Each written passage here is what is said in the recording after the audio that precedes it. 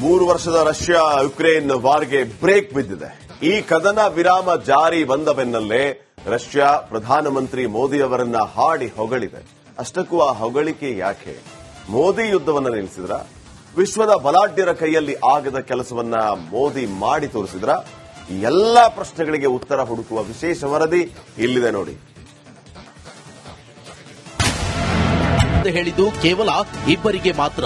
America ಅಧ್ಯಕ್ಷ Trump ಹಾಗೂ ಭಾರತದ ಪ್ರಧಾನಿ ನರೇಂದ್ರ ಮೋದಿಗೆ ಯುದ್ಧ ನಿಲ್ಲಿಸಲು ಶ್ರಮಿಸಿದ್ದಕ್ಕೆ ಪುಟಿನ್ ಧನ್ಯವಾದ ಎಂದಿದ್ದಾರೆ.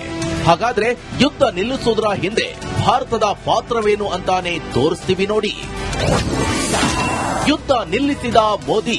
ಪ್ರಧಾನಿ ನರೇಂದ್ರ ಮೋದಿ ರಷ್ಯಾ, ಯುಕ್ರೇನ್ ಎರಡು ದೇಶಗಳಿಗೂ ಅತ್ಯಂತ ವಿಶ್ವಸನೀಯ ವ್ಯಕ್ತಿ. ಯುದ್ಧ ನಿಲ್ಲಿಸಲು ಮೋದಿ ಪ್ರಾಮಾಣಿಕವಾಗಿ ಪ್ರಯತ್ನ ಮಾಡಿದ್ರು. ಎರಡು ರಾಷ್ಟ್ರ ನಾಯಕರೊಂದಿಗೆ ಯುದ್ಧ ನಿಲ್ಲಿಸಲು ಪ್ರಧಾನಿ ಮೋದಿ ಮಾತನಾಡಿದ್ರು. ಈ ಹಿಂದೆ ರಷ್ಯಾ ವಿರುದ್ಧ ಉಕ್ರೇನ್ ದೇಶವನ್ನ ಎತ್ತಿಕಟ್ಟಿದ ಅಮೆರಿಕಾಗೆ ಈಗ ಈ ಯುದ್ಧ ಬೇಕಾಗಿಲ್ಲ. ಉಕ್ರೇನ್ಗೆ ಅಮೆರಿಕದಿಂದ ಸಿಗುತ್ತಿದ್ದ ಬೆಂಬಲವು ಈಗ ನಿಂತಿದೆ. ಅಂದ ಹಾಗೆ ರಷ್ಯಾಗೂ ಈಗ ಯುದ್ಧವನ್ನ ಮುಂದುವರಿಸುವುದು ಬೇಕಿಲ್ಲ. ಹೀಗಾಗಿ 1 ತಿಂಗಳ ಕಾಲ ರಷ್ಯಾ ಕದನ ವಿರಾಮ ಘೋಷಿಸಿದೆ. ಯುದ್ಧ ನಿಲ್ಲಿಸಲು ಶ್ರಮಿಸಿದ ಪ್ರಧಾನಿ ಮೋದಿಗೆ ರಷ್ಯಾ ಅಧ್ಯಕ್ಷ ಪುಟಿನ್ ಧನ್ಯವಾದ ಘೋಷಿಸಿದೆ. ಅಂದಹಾಗೆ ಭಾರತಕ್ಕೆ ಎಂದಿಗೂ ಕೂಡ ರಷ್ಯಾ ಆಪ್ತ ಮಿತ್ರ, ರಷ್ಯಾಗೂ ಭಾರತ ಆಪ್ತ ಮಿತ್ರ. ಯುದ್ಧ ಸಂದರ್ಭದಲ್ಲಿ ರಷ್ಯಾ ಜೊತೆ ನಿಂತಿದ್ದು ಇದೇ ನಮ್ಮ ಭಾರತ. ಆಪ್ತ ಮಿತ್ರನ ಜೊತೆ ನಿಂತಿದ್ದ ಭಾರತ. ಯುಕ್ರೇನ್ ಮೇಲಿನ ಯುದ್ಧ ನಿಲ್ಲಿಸದ ರಷ್ಯಾ ವಿರುದ್ಧ ಪಶ್ಚಿಮದ ರಾಷ್ಟ್ರಗಳು ವ್ಯಾಪಾರದ ನಿರ್ಬಂಧವನ್ನ ವಿಧಿಸಿದ್ದವು. ರಷ್ಯಾದಿಂದ ಯಾವುದೇ ವಸ್ತುಗಳನ್ನ ಖರೀದಿ ಮಾಡದಂತೆ ನಿರ್ಣಯ ಕೈಗೊಂಡಿದ್ವು. ಇಷ್ಟೇ ಅಲ್ಲ, ಭಾರತಕ್ಕೂ ರಷ್ಯಾದಿಂದ ತೈಲ ಖರೀದಿಸದಂತೆ ಒತ್ತಡ ಹೇರಿದ್ವು. ಆದರೆ ಭಾರತ ಮಾತ್ರ ಪಶ್ಚಿಮ ರಾಷ್ಟ್ರಗಳ ಒತ್ತಡಕ್ಕೆ ಮಣಿಯಲಿಲ್ಲ. ರಷ್ಯಾದಿಂದ ತೈಲ ಒಪ್ಪಂದವನ್ನ ಕಡಿತಗೊಳಿಸದೆ ಮುಂದುವರೆಸಿತ್ತು. ಹಾಗಂತ ಭಾರತವೇನು ಯುದ್ಧವನ್ನ ಬೆಂಬಲಿಸಲಿಲ್ಲ. ಬದಲಾಗಿ ಯುದ್ಧ ನಿಲ್ಲಿಸುವಂತೆ ಪ್ರಧಾನಿ ಮೋದಿ ಖುದ್ದು ರಷ್ಯಾಧ್ಯಕ್ಷ ಪುಟಿನ್ಗೆ ಸಲಹೆ ನೀಡಿದ್ರು.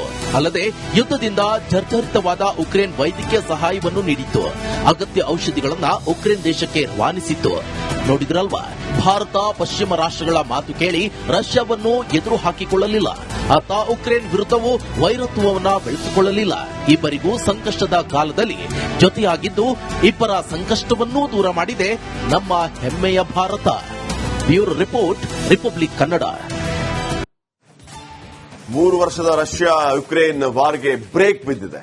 ಈ ಕದನ ವಿರಾಮ ಜಾರಿ ಬಂದ ಬೆನ್ನಲ್ಲೇ ರಷ್ಯಾ ಪ್ರಧಾನಮಂತ್ರಿ ಮೋದಿ ಅವರನ್ನ ಹಾಡಿ ಹೊಗಳಿದೆ. ಅಷ್ಟಕ್ಕೂ ಆ ಹೊಗಳಿಕೆ ಯಾಕೆ? ಮೋದಿ ಯುದ್ಧವನ್ನ ನಿಲ್ಲಿಸಿದ್ರ? ವಿಶ್ವದ ಬಲಾಢ್ಯರ ಕೈಯಲ್ಲಿ ಆಗದ ಕೆಲಸವನ್ನ ಮೋದಿ ಮಾಡಿ ತೋರಿಸಿದ್ರ? ಈ ಎಲ್ಲಾ ಪ್ರಶ್ನೆಗಳಿಗೆ ಉತ್ತರ ಹುಡುಕುವ ವಿಶೇಷ ವರದಿ ಇಲ್ಲಿದೆ ನೋಡಿ. ಹೇಳಿದ್ದು ಕೇವಲ ಇಬ್ಬರಿಗೆ ಮಾತ್ರ. ಅಮೆರಿಕ ಅಧ್ಯಕ್ಷ ಟ್ರಂಪ್ ಹಾಗೂ ಭಾರತದ ಪ್ರಧಾನಿ ನರೇಂದ್ರ ಮೋದಿಗೆ ಯುದ್ಧ ನಿಲ್ಲಿಸಲು ಶ್ರಮಿಸಿದ್ದಕ್ಕೆ ಪುಟಿನ್ ಧನ್ಯವಾದ ಎಂದಿದ್ದಾರೆ. ಹಾಗಾದ್ರೆ ಯುದ್ಧ ನಿಲ್ಲಿಸುವುದರ ಹಿಂದೆ ಭಾರತದ ಪಾತ್ರವೇನು ಅಂತಾನೆ ತೋರಿಸ್ತೀವಿ ನೋಡಿ. ಯುದ್ಧ ನಿಲ್ಲಿಸಿದ ಮೋದಿ.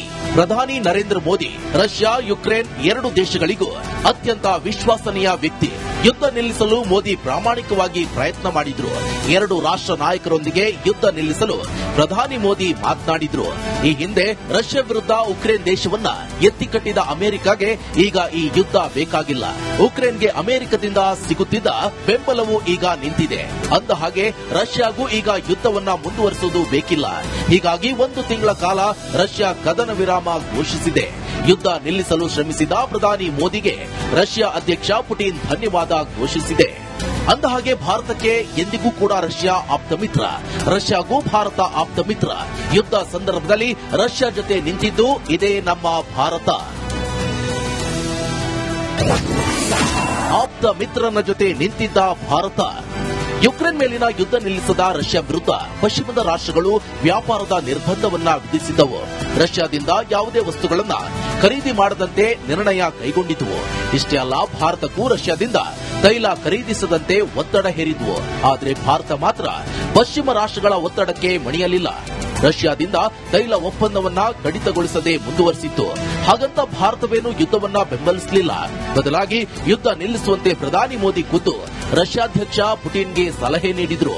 ಅಲ್ಲದೆ ಯುದ್ಧದಿಂದ ಜರ್ಜರಿತವಾದ ಉಕ್ರೇನ್ ವೈದ್ಯಕೀಯ ಸಹಾಯವನ್ನು ನೀಡಿತ್ತು. ಅಗತ್ಯ ಔಷಧಿಗಳನ್ನ ಉಕ್ರೇನ್ ದೇಶಕ್ಕೆ ರವಾನಿಸಿತ್ತು.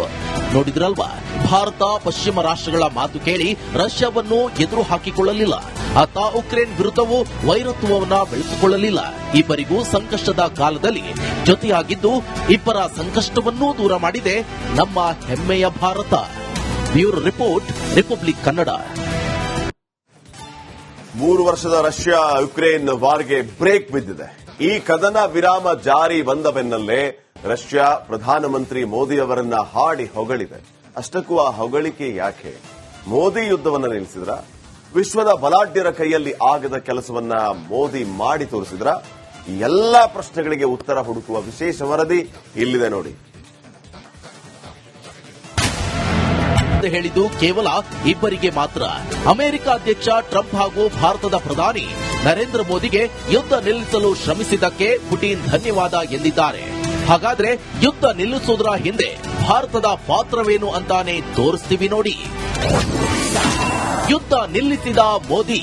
ಪ್ರಧಾನಿ ನರೇಂದ್ರ ಮೋದಿ ರಷ್ಯಾ, ಯುಕ್ರೇನ್ ಎರಡು ದೇಶಗಳಿಗೂ ಅತ್ಯಂತ ವಿಶ್ವಸನೀಯ ವ್ಯಕ್ತಿ. ಯುದ್ಧ ನಿಲ್ಲಿಸಲು ಮೋದಿ ಪ್ರಾಮಾಣಿಕವಾಗಿ ಪ್ರಯತ್ನ ಮಾಡಿದ್ರು. ಎರಡು ರಾಷ್ಟ್ರ ನಾಯಕರೊಂದಿಗೆ ಯುದ್ಧ ನಿಲ್ಲಿಸಲು ಪ್ರಧಾನಿ ಮೋದಿ ಮಾತನಾಡಿದ್ರು. ಈ ಹಿಂದೆ ರಷ್ಯಾ ವಿರುದ್ಧ ಉಕ್ರೇನ್ ದೇಶವನ್ನ ಎತ್ತಿಕಟ್ಟಿದ ಅಮೆರಿಕಾಗೆ ಈಗ ಈ ಯುದ್ಧ ಬೇಕಾಗಿಲ್ಲ. ಉಕ್ರೇನ್ಗೆ ಅಮೆರಿಕದಿಂದ ಸಿಗುತ್ತಿದ್ದ ಬೆಂಬಲವು ಈಗ ನಿಂತಿದೆ. ಅಂದ ಹಾಗೆ ರಷ್ಯಾಗೂ ಈಗ ಯುದ್ಧವನ್ನ ಮುಂದುವರಿಸುವುದು ಬೇಕಿಲ್ಲ. ಹೀಗಾಗಿ 1 ತಿಂಗಳ ಕಾಲ ರಷ್ಯಾ ಕದನ ವಿರಾಮ ಘೋಷಿಸಿದೆ. ಯುದ್ಧ ನಿಲ್ಲಿಸಲು ಶ್ರಮಿಸಿದ ಪ್ರಧಾನಿ ಮೋದಿಗೆ ರಷ್ಯಾ ಅಧ್ಯಕ್ಷ ಪುಟಿನ್ ಧನ್ಯವಾದ ಘೋಷಿಸಿದೆ. ಅಂದಹಾಗೆ ಭಾರತಕ್ಕೆ ಎಂದಿಗೂ ಕೂಡ ರಷ್ಯಾ ಆಪ್ತ ಮಿತ್ರ, ರಷ್ಯಾಗೂ ಭಾರತ ಆಪ್ತ ಮಿತ್ರ. ಯುದ್ಧ ಸಂದರ್ಭದಲ್ಲಿ ರಷ್ಯಾ ಜೊತೆ ನಿಂತಿದ್ದು ಇದೇ ನಮ್ಮ ಭಾರತ. ಆಪ್ತ ಮಿತ್ರನ ಜೊತೆ ನಿಂತಿದ್ದ ಭಾರತ. ಯುಕ್ರೇನ್ ಮೇಲಿನ ಯುದ್ಧ ನಿಲ್ಲಿಸದ ರಷ್ಯಾ ವಿರುದ್ಧ ಪಶ್ಚಿಮದ ರಾಷ್ಟ್ರಗಳು ವ್ಯಾಪಾರದ ನಿರ್ಬಂಧವನ್ನ ವಿಧಿಸಿದ್ದವು. ರಷ್ಯಾದಿಂದ ಯಾವುದೇ ವಸ್ತುಗಳನ್ನ ಖರೀದಿ ಮಾಡದಂತೆ ನಿರ್ಣಯ ಕೈಗೊಂಡಿದ್ದವು. ಇಷ್ಟೇ ಅಲ್ಲ, ಭಾರತಕ್ಕೂ ರಷ್ಯಾದಿಂದ ತೈಲ ಖರೀದಿಸದಂತೆ ಒತ್ತಡ ಹೇರಿದ್ವು. ಆದರೆ ಭಾರತ ಮಾತ್ರ ಪಶ್ಚಿಮ ರಾಷ್ಟ್ರಗಳ ಒತ್ತಡಕ್ಕೆ ಮಣಿಯಲಿಲ್ಲ. ರಷ್ಯಾದಿಂದ ತೈಲ ಒಪ್ಪಂದವನ್ನ ಕಡಿತಗೊಳಿಸದೆ ಮುಂದುವರೆಸಿತ್ತು. ಹಾಗಂತ ಭಾರತವೇನು ಯುದ್ಧವನ್ನ ಬೆಂಬಲಿಸಲಿಲ್ಲ. ಬದಲಾಗಿ ಯುದ್ಧ ನಿಲ್ಲಿಸುವಂತೆ ಪ್ರಧಾನಿ ಮೋದಿ ಖುದ್ದು ರಷ್ಯಾಧ್ಯಕ್ಷ ಪುಟಿನ್ಗೆ ಸಲಹೆ ನೀಡಿದ್ರು. ಅಲ್ಲದೆ ಯುದ್ಧದಿಂದ ಜರ್ಜರಿತವಾದ ಉಕ್ರೇನ್ ವೈದ್ಯಕೀಯ ಸಹಾಯವನ್ನು ನೀಡಿತ್ತು. ಅಗತ್ಯ ಔಷಧಿಗಳನ್ನ ಉಕ್ರೇನ್ ದೇಶಕ್ಕೆ ರವಾನಿಸಿತ್ತು. ನೋಡಿದ್ರಲ್ವಾ, ಭಾರತ ಪಶ್ಚಿಮ ರಾಷ್ಟ್ರಗಳ ಮಾತು ಕೇಳಿ ರಷ್ಯಾವನ್ನು ಎದುರು ಹಾಕಿಕೊಳ್ಳಲಿಲ್ಲ. ಆತ ಉಕ್ರೇನ್ ವಿರುದ್ಧವೂ ವೈರತ್ವವನ್ನ ಬೆಳೆಸಿಕೊಳ್ಳಲಿಲ್ಲ. ಇಬ್ಬರಿಗೂ ಸಂಕಷ್ಟದ ಕಾಲದಲ್ಲಿ ಜೊತೆಯಾಗಿದ್ದು ಇಬ್ಬರ ಸಂಕಷ್ಟವನ್ನೂ ದೂರ ಮಾಡಿದೆ ನಮ್ಮ ಹೆಮ್ಮೆಯ ಭಾರತ.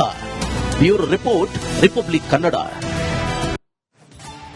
3 ವರ್ಷದ ರಷ್ಯಾ ಯುಕ್ರೇನ್ ವಾರ್ಗೆ ಬ್ರೇಕ್ ಬಿದ್ದಿದೆ. ಈ ಕದನ ವಿರಾಮ ಜಾರಿ ಬಂದ ಬೆನ್ನಲ್ಲೇ ರಷ್ಯಾ ಪ್ರಧಾನಮಂತ್ರಿ ಮೋದಿ ಅವರನ್ನ ಹಾಡಿ ಹೊಗಳಿದೆ.